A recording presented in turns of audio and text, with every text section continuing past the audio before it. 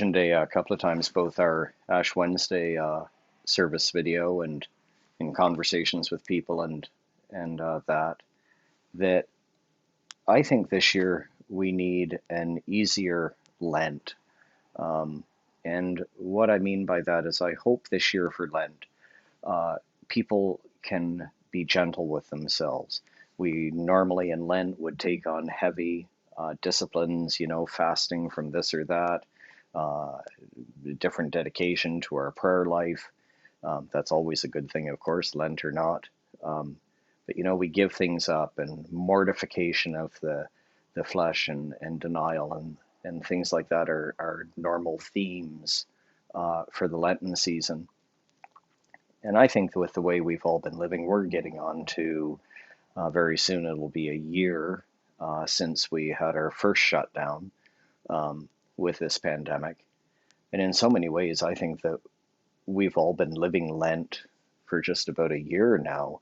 In many ways, there's so much that we've lost and so much that we've given up and so many things we can't do and we can't access and all of this stuff. And I think, my goodness, if we give up much more for Lent, like, well, I'm not sure what there is that's left to give up, and maybe those last few things that we're holding on to, um, maybe we need to hold on to those even for our personal sanity and mental health. And I always, and people who know me, uh, I'm very practical minded, and so I look at something like Lent and the practice of self-denial and giving things up for Lent, and really what that's about, if you think about it, is about personal growth, spiritual growth, maybe getting to know ourselves a little bit better, differently, and that's something that we can continue to do during Lent without all of that heaviness this year of uh, getting there, increasing in our spiritual growth and our self awareness only by giving up, things like chocolate or wine with dinner or something like that. I think there are other ways to uh, come at that same goal and and have that same focus, but in ways that are maybe a little bit easier for us. And I've been struck this week by a line from that letter of St. Peter, the first letter, where he says about baptism, and he's referring back to the flood, he says, which the flood prefigures, um, not as a removal of dirt from the body, but as an appeal to God for a good conscience. And it's a really intriguing line. If you think about what Paul is saying there with baptism and our Christian faith, baptism isn't about, and our Christian faith isn't about, pretending we've never done anything wrong, we've never made a mess of anything, um, you know, we're just absolutely perfect the way we are, and Christians are absolutely perfect the way we are. Um, that's not what baptism is about. Um, and our Christian faith, it's not what our Christian faith is about.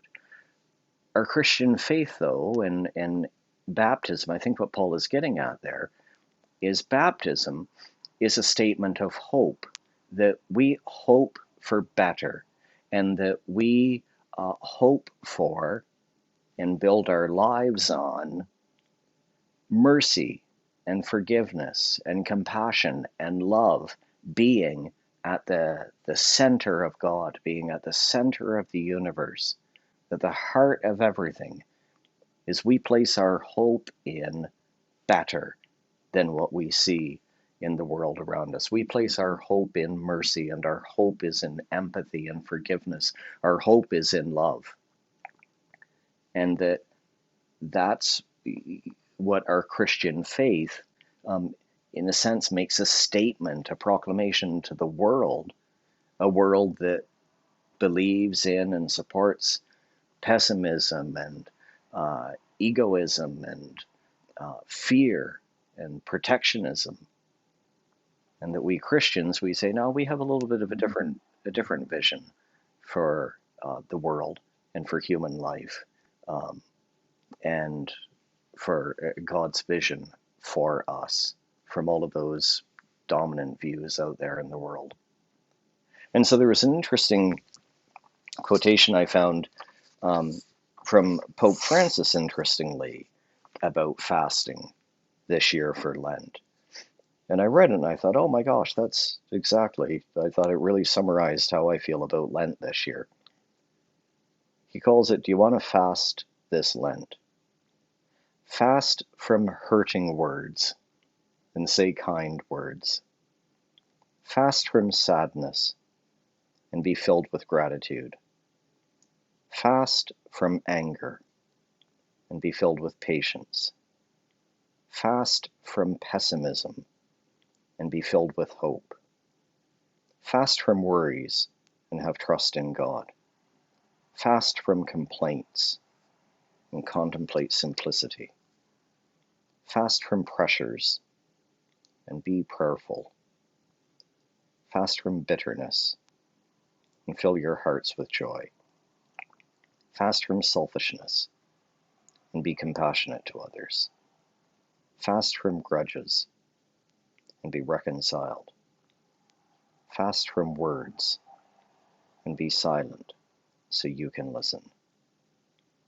So if you think about what Francis is saying there, it's not about giving up chocolate and alcohol or social media or any of the things that we might otherwise pick about fasting from during Lent. Francis is talking instead about fasting from, particular attitudes and words and behaviors and things like that. And I think even with the pandemic going and all of the darkness and anxiety and loneliness and the struggles people are having, especially with this last lockdown, if we think about a Lenten fast along those lines of what Francis is proposing, for example, I think that's a Lent that probably would be uplifting. It would certainly be beneficial. And maybe that's a little bit more of an appropriate focus for us this year in Lent. Amen.